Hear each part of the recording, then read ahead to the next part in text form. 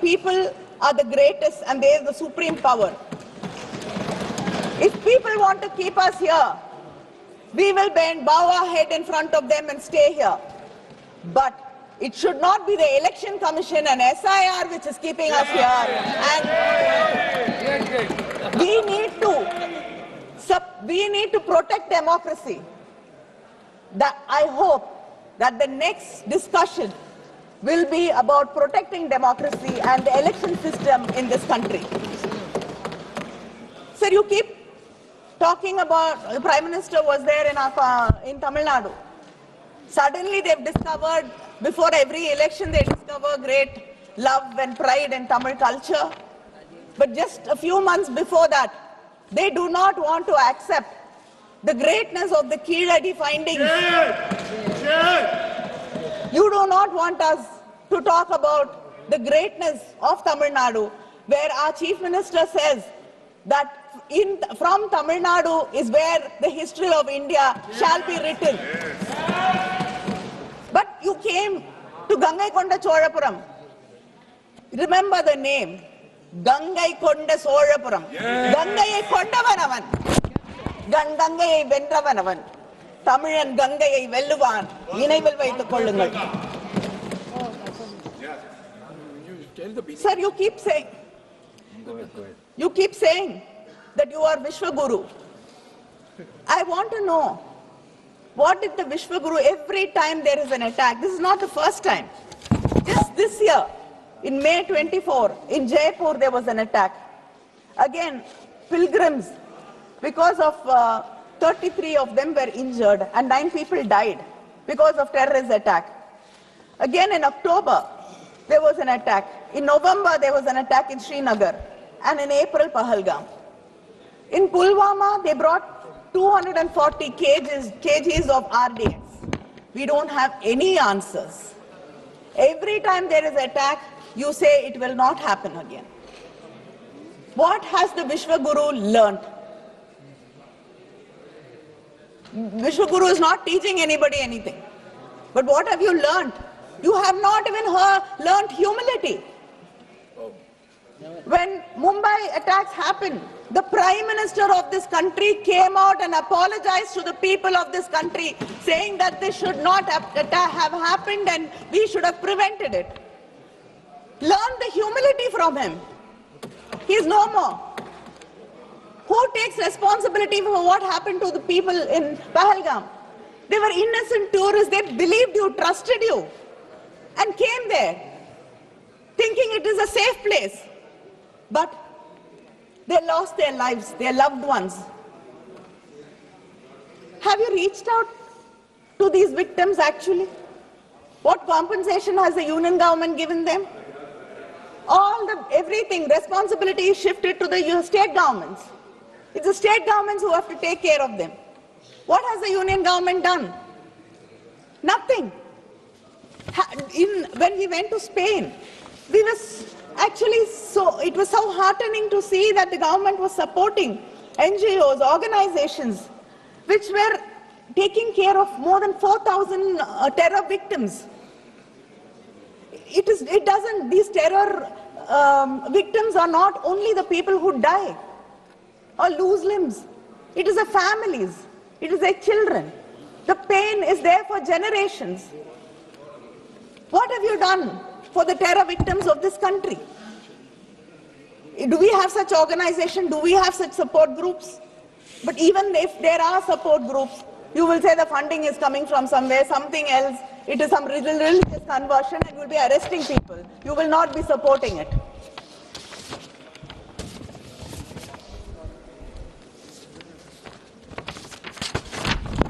So, the Home Minister, when he spoke about what great achievements they've made in Jammu and Kashmir.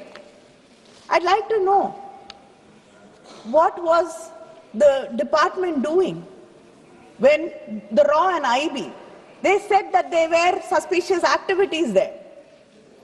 They were terrorists trying to recce and find out what is happening. There were movements. But nothing was taken seriously. Why did we let it slip? US-based company was getting repeated requests for maps of that place. And one of the companies which were making the request was from Pakistan. That should have raised a red flag. How did you miss that? You can't keep talking about Operation Sindoor and make us forget all these questions. This is a failure on your government to protect the people. Sure. Don't go back and keep blaming something which happened 100 years ago, 50 years ago, 25 years ago. Talk about today. The government is in your hands. You are responsible for the people of this country. Why did you not protect them? Why did you fail? Sure. You made Kashmir into a union territory. But you've cut the budget for the policing there by 464 crores. It is a territory which has to be protected. And over 8 years, there's a delay in posting 4,000 constables. What kind of protection are we talking about? What kind of security are we talking about? And we all believe that, tourism, because Kashmir depends on tourism. The Chief Minister was so happy that, again, there is tourists coming there.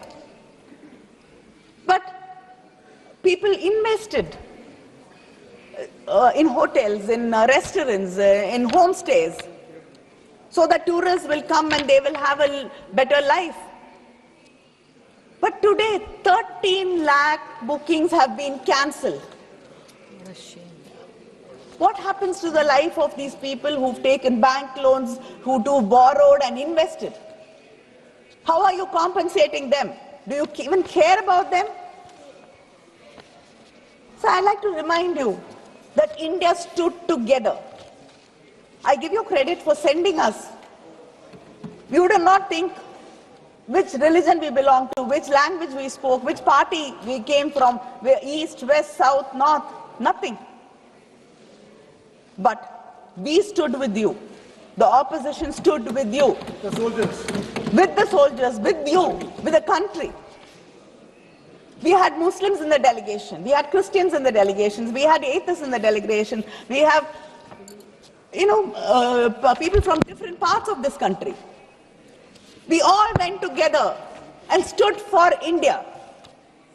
You realized this when you had to convince the international community. But why is your politics in India so divisive? Yes. Very good. Why are you dividing this country by your politics? Why are you basing it on religion? Sure. So the hate speeches by your own leaders has gone up by 74%. Sure. And any media which brings it to notice is against India. Anybody who asks questions against you are anti-national, Naxals. Any media house outside the country or within the country questions you, raises a doubt, we are against this nation. Why? Why do you want to divide this nation? We want this nation to be one. Yes. You should decide whether you want it to be one or not. Don't divide us. Unity is our strength, and we shall stand together. I want to know, what did you do to a minister who shamed Sophia Qureshi? Madhya Pradesh. A minister from Madhya Pradesh BJP. said something atrocious against a person who has given her life to protect this country. What a shame.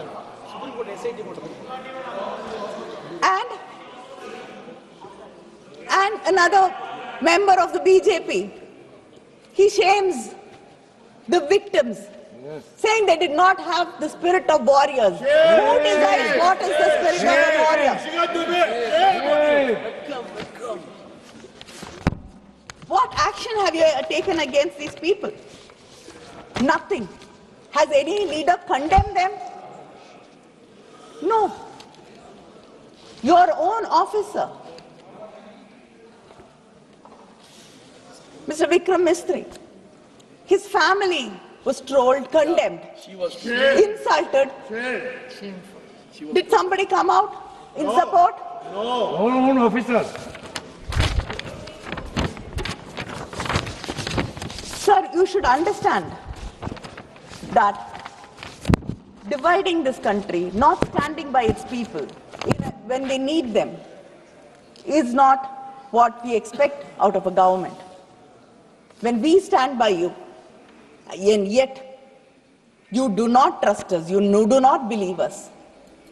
After Operation Sindoor, before the Operation Sindoor, everybody came together, said we stand by you. After that, we all went, rallied behind you and said we justify what the government did. We stand by the government of India. Have you ever invited the leaders from the opposition after that and explained to us what happened? I want to believe you. I do not. உங்களை நான் எந்த விதத்திலும் ஏத்துக்க தயாராக இல்லை. உங்களுடைய ஐடியாலஜியாக இருக்கட்டும், நீங்க இந்த நாட்டில் விதைக்கக்கூடிய விஷ விதைகளாக இருக்கட்டும், அவை வேறறுக்கப்பட வேண்டும் என்பதிலே எனக்கு இருவேறு கருத்துக்கள் கிடையாது. ஆனால் இந்த நாடு என்று வரும் பொழுது இந்த நாட்டின் இறையாண்மையை நான் நம்புகிறேன். ஆனால் இன்னொரு நாட்டிலே இருக்கக்கூடிய ஒரு தலைவர் குறைந்தபட்சம் 25 முறை இந்த பாகிஸ்தானுக்கும் இந்தியாவிற்கும் இடையே போர் நிறுத்தத்தை கொண்டு வந்தது நான் என்று சொல்கிறார். I don't want to believe him. I want to believe you. But what narrative have you set for me to believe?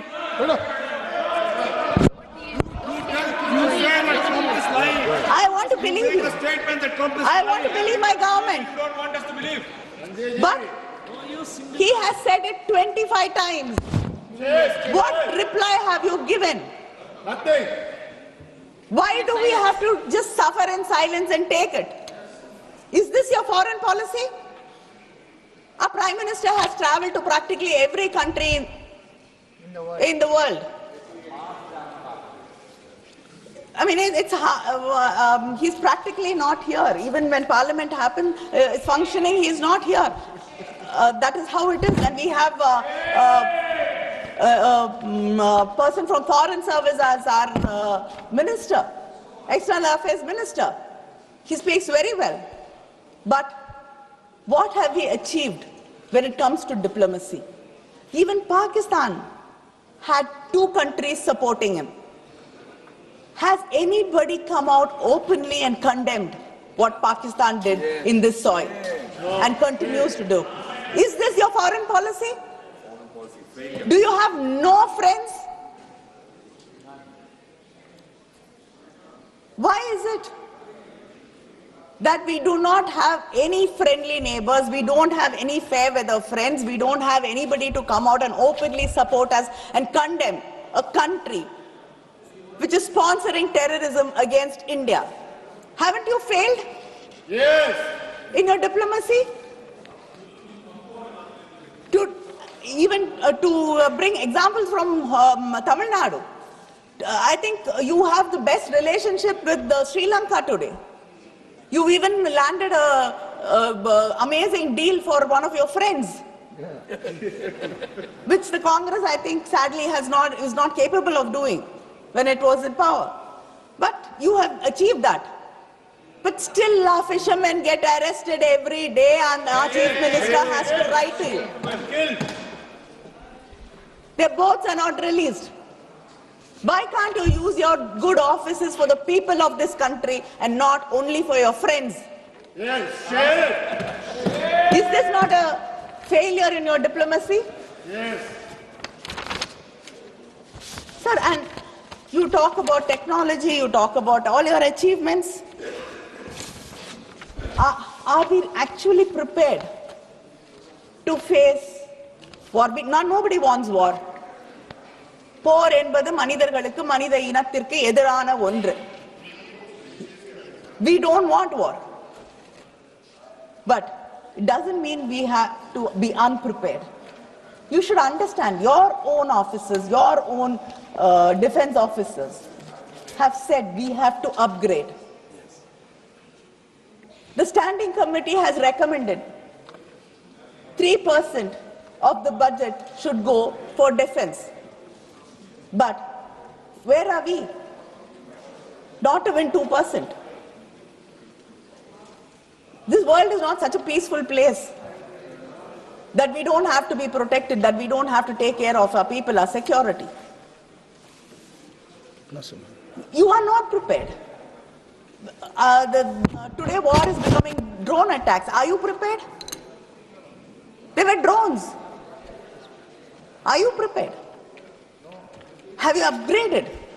Our war was just not against Pakistan. Our war was much more than that, and I hope and I'm sure you realize it. There was a bigger country fighting a proxy war and supporting them. Are we prepared to face them? Should we not upgrade, understand, and be prepared to face them?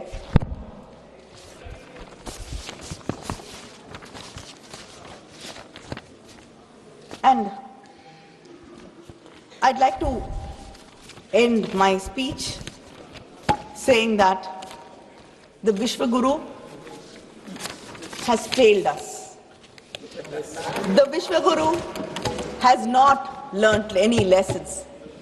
The Vishwaguru has not taught any lessons. The only thing this government, I can call this government an extension government, because all the officers are on extension. You don't trust your own officers. Everybody, if it is a RAW, extension. If it is a IB, extension. ED, extension. What is the need? Don't you trust the second rank of your officers, second line of your officers? Even the BJP leader. No deputy speaker. No point saying that, I am great. I am the greatest leader in this world. I lead. I'd like to say, valor is not a sword soaked in blood and bloodied victory, but it is in the silence of a battlefield never summoned. The fiercest leader is not the one who fights to win, but the one in whose presence no war can begin. அப்படிப்பட்ட ஒரு லீடராக, ஒரு அரசனாகத்தான் கங்கை கொண்ட சோழன் இருந்தான். வந்தீர்கள், பாடம் கற்றுக்கொண்டு வந்திருப்பீர்கள் என்று நம்புகிறேன். நன்றி, வணக்கம். Thank you, madam. Thank you. माननीय सदस्य श्री अखिलेश यादव जी.